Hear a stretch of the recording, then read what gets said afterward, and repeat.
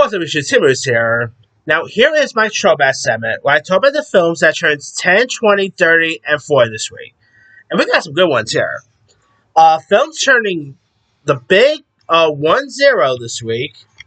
We got the biopic about Steve Jobs titled, well, Steve Jobs. Now, of course, Steve Jobs is a biopic directed by Danny Boyle, written by Aaron Sorkin. Of course, it is about like the co-founder of Apple. Starring Michael Fassbender, Seth Rogen. I really thought the movie was really interesting. Michael Fassbender, one of his best performances there.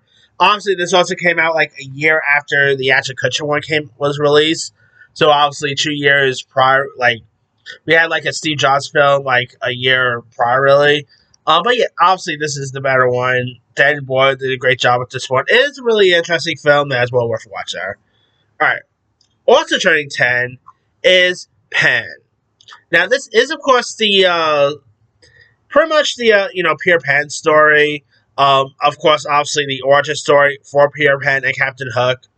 With of course Hugh Jackman as Blackbeard, Garrett Hedlund as Captain Hook. We also have Rooney Mara as Tiger Lily, which obviously that got a little controversy at the time. I mean, Levi Miller, who was in that horror film a couple years back, Better Watch Out, he played Peter Pan. It did not really get the best love at the time, but I actually had a fun time with it.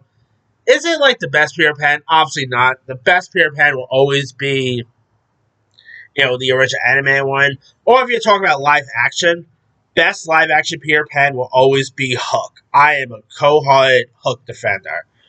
But Pan's, pretty up there, to say the least. Directed by Joe Wright. Of course, I know Hugh Jackman, was pretty cool in this. I had a fun time with it, and it's a shame that I didn't really, hardly no one went to go see it, because it flopped at the time. And of course, it was really controversial because of the whole Rooney Mara. Remember, Rooney Mara played the role of Tiger Lily, and obviously that got a little controversial because Tiger Lily is supposed to be Native American, and Rooney Mara wasn't, and that was a little controversial at the time too. So yeah. All right, on to turning 10. It's more of a guilty pleasure of mine, and I don't care what anyone says. This movie is awesome. Turning 10 is Eli Roth's directed horror thriller, Knock Knock. Of course, the one that really introduced me to Ana de Armas, who will obviously go on to star in Ballerina. It's about these two stranded women, played by Ana de Armas and Lorenza Izzo, who I think she's actually married to Eli Roth, or she was dating him at the time. Not sure if they're still together or not, but they of course, reveal Sinister's agenda after they spend the night with this married architect, played by Keanu Reeves. The dialogue is not so good. There was free pizza. I mean, this is a weird movie, but it is really fun. These two girls, like, let's be real. If you were, at your home one day and these, beautiful girls was knocking at your door, asking for a place to stay or whatever, and your phone, you'll probably let them in. Let's be for real there. But yeah, they went really far out and was crazy. This was, of course, as I said, this was the one that really introduced me to Ana de Armas. I mean, I know she probably did like a couple of international stuff beforehand, whatever. But this was actually the one that really made me really become a little bit of a fan of her. And I know she really plays. I think this is actually the one that really put her on the map for most people. Talk about what was the really thing that really put her on the map. But this was the one that put her on the map for me, really. But yeah, Knock Knock is a really mess one. Of course, Eli Roth had not one but two films that same year. He had Green Inferno and he had Knock Knock. So, two movies like, month apart there. But yeah, Knock Knock was it's not a great film, but it is a lot of fun worth giving it out. Alright, turning 20, we got some great ones here. The Squid and the Whale. Now, of course, we do got that new Noah Baumbach film coming out, Jay Kelly. But 10 years or 20 years ago, he had another film, Squid and the Whale. I actually got two Noah Baumbach movies to talk about here. First up is Squid and the Whale, now. Starring Jeff Daniels, who is also in Steve Jobs, by the way. Laura Linney. One of the movies that really put Jesse Eisenberg on the map. This was like one of his breakout roles. William Baldwin. I think yeah, Jesse Eisenberg's sister was also in this as well. Owen Klein, who's the son of Kevin Klein. This of course was produced by Wes Anderson. And it's, of course, a autobiographical story of two boys in Brooklyn dealing with their parents' divorce in 1986. And the movie is really touching, a really decent film about familyhood and all. Jeff Daniels, who I don't think he got an Oscar nomination for this, but he was really great in this. Laura Linney was good. Really decent dialogue. It is well worth watching there. Also turning 20 is Wallace and Gromit, Curse of the Were Rabbit. Of course, this movie will go on to win Best Animated Feature at the Oscars a year prior. Of course, this is where, Wallace and his loyal dog Gromit set out to discover the mystery behind the gardens, sabotages that plunged their village here enters like their annual giant vegetable growing contest. And I really quite enjoyed Curse of the Were Rabbit. Definitely was like a horror aspect of the Wallace and Gromit universe. Obviously, we just had the recent one that came out this past year too. But this is a really good one. Obviously, from Oddman and Ray Fiennes was also in this. Helena Bonham Carter, some cool voices. So really decent one there. Also turning 20 is Two for the Money, starring Al Pacino and Matthew McConaughey. Now, of course, like where this former college football star aligns himself with one of like the most renowned fouls in the sports gambling business, and obviously it is more of a gambling film more than a sports film. And like Al Pacino and Matthew McConaughey teaming up, I thought was great. Rene Russo, Ahmed Assad was in this. Jeremy Piven, a really interesting thriller, really cool like a gambling based film. Really this one there. And I gotta say, Matthew McConaughey really outstaged Al Pacino. It's always something how when like Al Pacino teams up with someone, his co-star outstages Al Pacino. Like in The Insider with Russell Crowe, how he outstaged Al Pacino with that, and Matthew McConaughey did the same in this. So pretty cool there. All right, also turning 20, we got The Gospel, which of course is a story about a successful young R&B singer that has an unlikely homecoming when his father, the bishop, becomes ill here. It is an okay little film. You have like Idris Elba, Boris Kojo, Omar Gooding, a very young China Anne McClain, a really decent like heartfelt type film. Really sad here. I mean, it's a really decent one there. All right. Also turning 20, we got In Her Shoes with Cameron Diaz, Toni Collette, Shirley MacLaine. When attempts to live together fails miserably, they go on like different directions to find like missing pieces in their lives.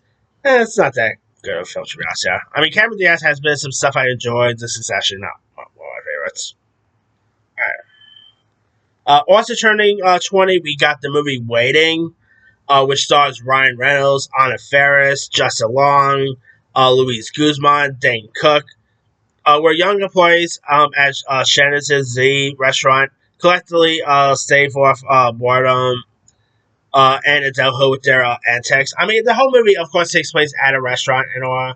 And it's actually really hilarious. I guess you could say this is one of the movies that really put Ryan Reynolds on, like, one of Ryan Reynolds' like earliest roles here. Anna Faris was great in this. It is a really fun one, and that's well worth watching there. Also turning 20 is Good Night, Good Luck. Of course, that just came to Broadway just recent. This movie was directed by and starring George Clooney, starring David Strathairn, Robert Downey Jr., and of course the conflict between veteran journalist Edward R. Murrow and U.S. Senator Joseph McCartney in Wisconsin. And the dialogue is great. The whole movie is full on black and white. It did score a couple of Oscar nominations as well. It is a really good one there. Of course, George Clooney directed it pretty well. So, all right. Films turning 30. Now we already have. Now she of course has a new film out called A House of Dynamite. But 30 years ago, Catherine Bigelow had the movie titled Strange Days, directed by Catherine Bigelow, written by her then husband James Cameron. You also had the aforementioned Ray Fiennes, Angela Bassett, Michael Wincott, and it follows like Lenny Naro, played by Fiennes, a black marketeer of his electronic device that allows like a user to experience the recorded memories and physical sensation here. And of course, you got Angela Bassett, like one of her earliest roles. It is a really interesting one. I mean, one of like Catherine Bigelow's earliest films she did. Obviously, before she won her Oscar for The Hurt Locker, becoming the first female to win an Oscar for Best Director. Obviously, she did do other stuff such as like the original Point Break and all. But Strange Days, I thought was a really good one, and it's definitely well worth watching there. Speaking of Noah Baumbach, by the way, also turning 30 is another Noah Baumbach film, Kicking and Screaming. Not to be confused with the soccer movie with Will Ferrell, by the way. Obviously, they have the same name there. The film is about college graduates in a fictional town of Mountain who refuse to move on with their lives and each their very own peculiar ways. I think this was actually Noah Baumbach's first film, if I'm not mistaken. I could be wrong there. But obviously, Noah Baumbach will go on to direct other great stuff like Mistress America, the aforementioned Squid and the Whale. He has Jay Kelly coming out this year. Cannot wait for Jay Kelly. But Kicking and Screaming was a really good one. Definitely sedimented, really sedimented Noah Baumbach as a filmmaker. You got Josh Hamilton, who's also, by the way, he's also in Jay Kelly, so there's that. Olivia Abo, Parker Posey, Eric Stoltz. Some good cast members. Decent dialogue. Really decent little, indie film right there. Alright. Also turning 30, we got The Addiction, which stars the likes of Lily Taylor, Christopher Walken, and follows like this graduate student who is turned into a vampire after being bitten by a woman during a chance encounter on the streets of New York City. A really decent like vampire film here, directed by the always great Abel Ferreira. Great performances by the likes of Chris Walken, Lily Taylor, Michael Imperioli. I mean, Abel really put out some really good stuff over the years, like The Funeral he did, Bad Lieutenant, and The Addiction is definitely one of his better ones. Alright, also turning 30 is Assassins, which stars Sylvester Stallone and Antonio Banderas, where this assassin named Robert Raff arrives at a funeral to take out this mobster, only to witness a rival hired gun complete the job for hint here. And of course, it was a really like you have Stallone, Banderas, Juliette Moore's good in this. Really fun, really a really nice like '90s action film that's well worth watching. There.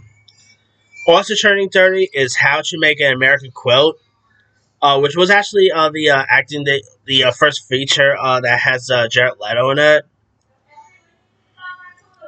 And this, of course, stars the likes of Winona Ryder and Bancroft, Ellen Burstyn, and we're like this, soon-to-be wed graduate, played by Winona Ryder, develops cold feet when she suspects that her fiance is cheating on her, and in order to clear her head, she of course visits her grandmother, played by Ellen Burstyn, uh, and of course there she learns like how to.